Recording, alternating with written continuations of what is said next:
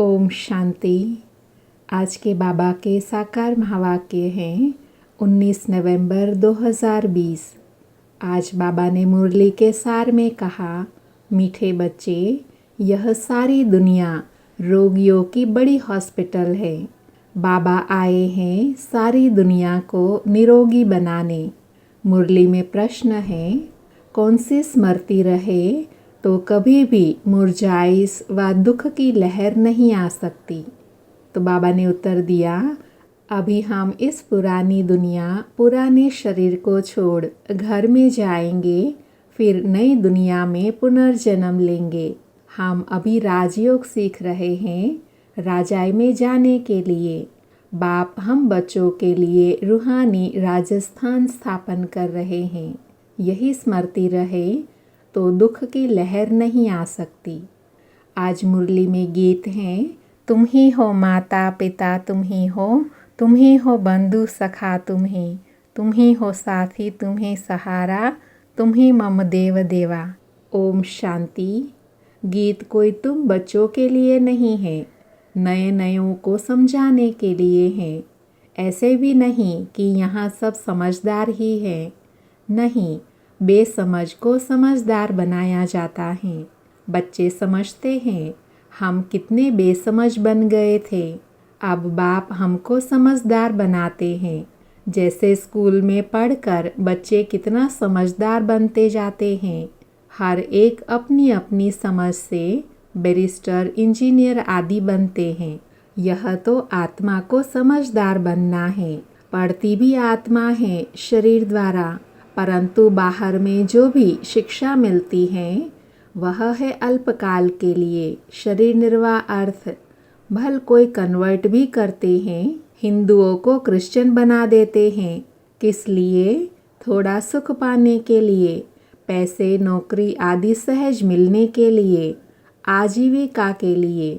अब तुम बच्चे जानते हो, हमको पहले पहले तो आत्म अभिमानी बनना पड़े। यह है मुख्य बात, क्योंकि यह है ही रोगी दुनिया। ऐसा कोई मनुष्य नहीं जो रोगी नहीं बनता हो। कुछ न कुछ होता ज़रूर है। यह सारी दुनिया बड़े ते बड़ी हॉस्पिटल है, जिसमें सब मनुष्य पतित रोगी हैं। आयु भी बहुत कम होती है। अचानक मृत्यु को पा लेते हैं, काल के चंबे में आ जाते हैं।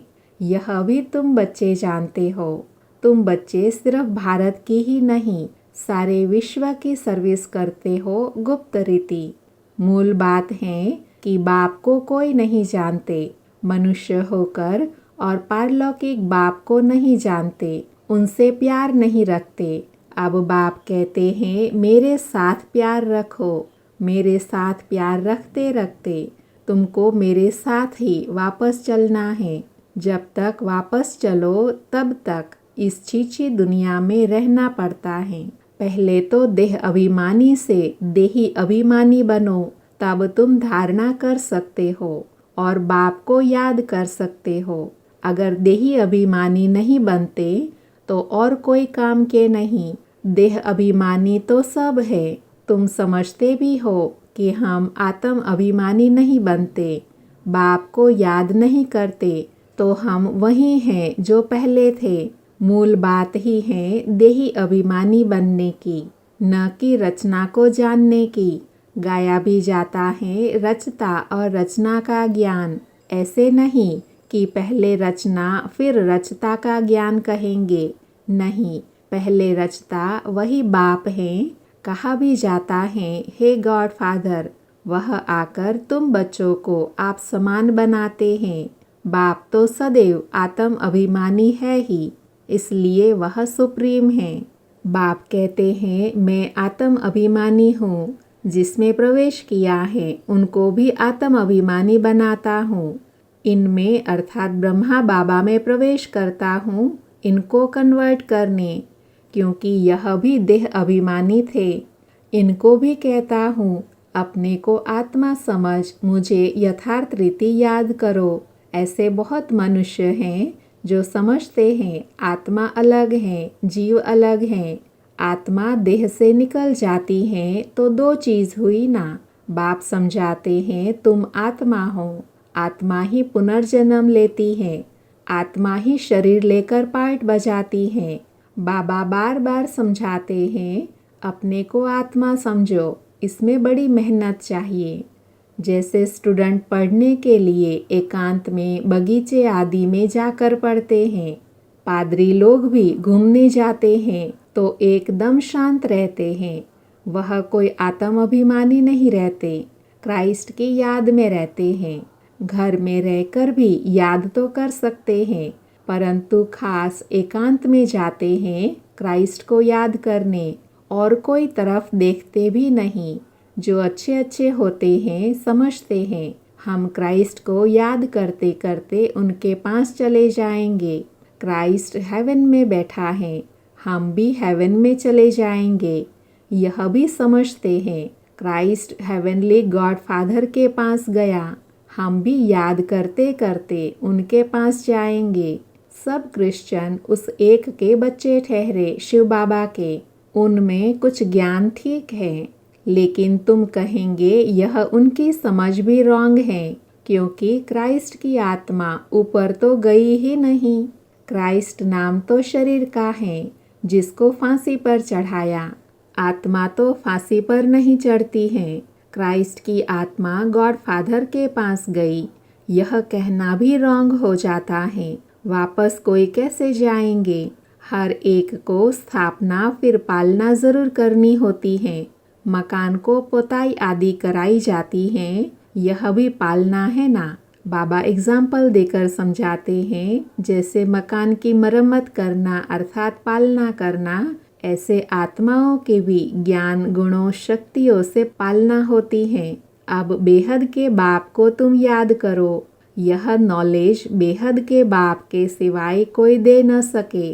अपना ही कल्याण करना है, रोगी से निरोगी बनना है। यह रोगियों की बड़ी हॉस्पिटल है, सारी विश्व रोगियों की हॉस्पिटल है। रोगी ज़रूर जल्दी मर जाएंगे, बाप आकर इस सारे विश्व को निरोगी बनाते हैं। ऐसे नहीं कि यहाँ ही निरोगी बनेंगे। बाप कहते हैं निरोगी होते ही हैं नई दुनिया में, पुरानी दुनिया में निरोगी हो न सके। यह लक्ष्मी नारायण निरोगी एवर हेल्दी है, वहाँ आयु भी बड़ी होती है, रोगी विशेष होते हैं। वाइसलेस रोगी नहीं होते, वह है संपूर्ण निर्विकारी। बाप खुद कहते हैं इस समय सारी विश्व खास भारत रोगी है। तुम बच्चे पहले पहले निरोगी दुनिया में आते हो, निरोगी बनते हो याद की यात्रा से। याद से तुम चले जाएंगे अपने स्वीट होम। यह भी एक यात्रा है, आत्मा की यात्रा है बाप परमात्मा के पास जाने की। यह है स्पिरिचुअल यात्रा। यह अक्षर कोई समझ नहीं सकेंगे। तुम भी नंबरवार जानते हो, परंतु भूल जाते हो। मूल बात है यह, समझाना भी बहुत सहज है, परंतु समझाए वह जो खुद भी रूहानी यात्रा पर हो। खुद होगा नहीं, दूसरों को बताएंगे तो तीर नहीं लगेगा। सच्चाई का जौहर चाहिए। हम बाबा को इतना याद करते हैं जो बस। स्त्री पति को कितना याद करती है। यह है पतियों का पति, बापों का बाप, गुरुओं का गुरु। गुरु लोग भी उस बाप को ही याद करते हैं, शिव बाबा को। क्राइस्ट भी बाप को ही याद करते थे, परंतु उनको कोई जानते नहीं है। बाप जब आए तब आकर अपनी पहचान देवे। भारतवासियों को ही बाप का पता नहीं है, तो औरों को कहाँ से मिल सकता। विलायत से भी यहाँ आते हैं योग सीखने, समझते हैं प्राचीन योग भगवान ने सिखाया। यह है भावना। बाप समझाते हैं सच्चा सच्चा योग तो मैं ही कल्प कल्प आकर सिखलाता हूँ, एक ही बार। मुख्य बात है अपने को आत्मा समझ बाप को याद करो। इसको ही रूहानी योग कहा जाता है। बाकी सबका है जिस्मानी योग। ब्रह्म से योग रखते हैं, वह भी बाप तो नहीं है, वह तो महतत्व है रहने का स्थान। तो राइट एक ही बाप है, एक बाप को ही सत्य कहा जाता है। यह भी भारतवासियों को पता नहीं।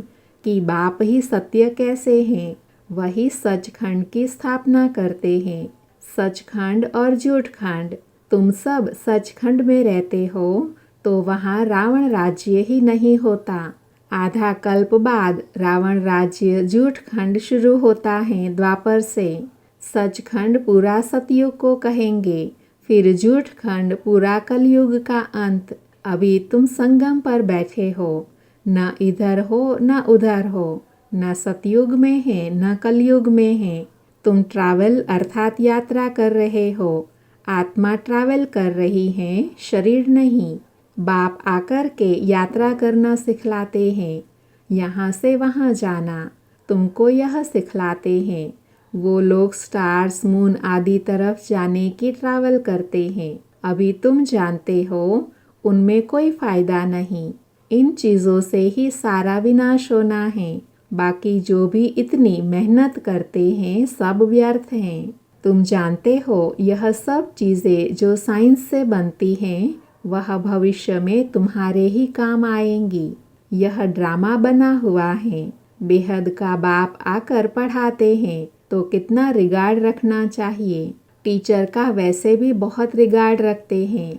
टीचर फरमान करते हैं, अच्छी रीति पढ़कर पास हो जाओ। अगर फरमान को नहीं मानेंगे तो नापास हो जाएंगे। बाप भी कहते हैं, तुमको पढ़ाते हैं विश्व का मालिक बनाने। यह लक्ष्मी नारायण मालिक हैं सतयुग के। भल प्रजा भी मालिक हैं, परंतु दर्जा तो बहुत है ना। भारतवासी भी सब कहते हैं ना हम मालिक हैं, अर्थात भारतवासी भी कहते हैं मेरा भारत। गरीब भी भारत का मालिक अपने को समझेगा, परंतु राजा और उनमें फ़र्क कितना। नॉलेज से मर्तबे का फ़र्क हो जाता है। नॉलेज में ही होशियार चाहिए। पवित्रता भी ज़रूरी है तो हेल्थ वेल्थ भी चाहिए। स्वर्ग में सब है ना। बाप एम ऑब्जेक्ट समझाते हैं। दुनिया में और कोई की बुद्धि में यह एम ऑब्जेक्ट होगी नहीं। तुम फट से कहेंगे हम यह बनते हैं, सारे विश्व में हमारी राजधानी होंगी। यह तो अभी पंचायती राज्य है। पहले थे डबल ताजधारी, फिर एक ताज, अभी 9 ताज। यह भी चित्र हो, डबल सिरताज राजाओं के आगे सिंगल ताज वाले माथा झुकाते हैं। अभी बाप कहते हैं मैं तुमको राजाओं का राजा डबल सिरताज बनाता हूँ। वह है अल्पकाल के लिए, यह है 21 जन्मों की बात। पहली मुख्य बात है पावन बनने की। बुलाते भी हो कि आकर पतित से पावन बनाओ, ऐसे नहीं कहते कि राजा बनाओ। अभी तुम बच्चों का है बेहद का सन्यास। इस दुनिया से ही चले जाएंगे अपने घर परम धाम, फिर हेवन में आएंगे सतयुग में। अंदर में खुशी रहनी चाहिए, जबकि समझते हो हम घर जाएंगे, फिर राजाई में आएंगे, फिर मुरझाइश दुख आदि सब क्यों होना चाहिए। हम आत्मा घर जाएंगी, फिर पुनर्जन्म नई दुनिया में लेंगे। बच्चों को स्थायी खुशी क्यों नहीं रहती है। माया का अपोजिशन बहुत है, इसलिए खुशी कम हो जाती है। पतित पावन खुद कहते हैं मुझे याद करो तो तुम्हारे जन्म जन्मांतर के पाप भस्म हो जाएंगे। तुम स्वदर्शन चक्रधारी बनते हो, जानते हो। फिर हम अपने राजस्थान में चले जाएंगे, अर्थात अपने राज्य में चले जाएंगे सतयुग में। यहाँ भिन्न भिन्न प्रकार के राजाएं हुए। बाबा राजस्थान और पूरे भारत के लिए कह रहे हैं अनेक भिन्न भिन्न राजाएं हुए। अब फिर रूहानी राजस्थान बनना है, स्वर्ग के मालिक बन जाएंगे। क्रिश्चियन लोग हेवन का अर्थ नहीं समझते, वह मुक्ति धाम को हेवन कह देते हैं। ऐसे नहीं कि हेवनली गॉड फादर कोई हेवन में रहते हैं, वह तो रहते ही हैं शांति धाम में। अभी तुम पुरुषार्थ करते हो पैराडाइज में जाने के लिए, यह फर्क बताना है। गॉड फादर है मुक्ति धाम में रहने वाला, हेवन नई दुनिया को कहा जाता है। वहाँ तो क्रिश्चियन नहीं होते, फादर ही आकर पैराडाइज स्थापन करते हैं। तुम जिसको शांति धाम कहते हो उनको वो लोग हेवन समझते हैं। यह सब समझने की बातें हैं। बाप कहते हैं नॉलेज तो बहुत सहज है, यह है पवित्र बनने की नॉलेज, मुक्ति जीवन मुक्ति में जाने की नॉलेज जो बाप ही दे सकते हैं। जब किसी को फांसी दी जाती है तो अंदर में यही रहता है, हम भगवान पास जाते हैं। फांसी देने वाले भी कहते हैं गॉड को याद करो। गॉड को जानते दोनों नहीं, उनको तो उस समय मित्र संबंधी आदि याद पड़ते हैं। गायन भी है अंतकाल जो स्त्री सिमरे वल योनि में जाए, अर्थात फिर उन्हीं लोगों के पास जन्म लेना पड़ेगा। कोई न कोई याद जरूर रहता है। सतयुग में ही मोहजीत रहते हैं, वहाँ अर्थात सतयुग में जानते हैं एक खाल छोड़ दूसरी लेंगे, वहाँ याद करने की दरकार नहीं। इसलिए कहते हैं दुख में सिमरण सब करे, सुख में करे न कोई। जो अगर सुख में भी करे तो दुख काहे को होई। यहाँ दुख है इसीलिए याद करते हैं भगवान से कुछ मिले। वहाँ सतयुग में तो सब कुछ मिला ही हुआ है। तुम कह सकते हो हमारा उद्देश्य है मनुष्य को आस्तिक बनाना, धनी का बनाना। अभी सब निधन के हैं, हम धनी का बनते हैं। धनी अर्थात शिव बाबा, हम उनके बनते हैं। सुख शांति संपत्ति का वर्षा देने वाला बाप ही हैं। इन लक्ष्मी नारायण की कितनी बड़ी आयु थी, यह भी जानते हैं। भारतवासियों के पहले पहले आयु बहुत बड़ी रहती थी, अब छोटी है। क्यों छोटी हुई यह कोई भी नहीं जानते। तुम्हारे लिए तो बहुत सहज हो गया है, समझना और समझाना सो भी नंबरवार है। समझानी हर एक की अपनी अपनी है, जो जैसी धारणा करते हैं ऐसे समझाते हैं। अच्छा, मीठे मीठे सिकिलधे बच्चों प्रति माता पिता बाप दादा का याद प्यार और गुड मॉर्निंग। रूहानी बाप की रूहानी बच्चों को नमस्ते।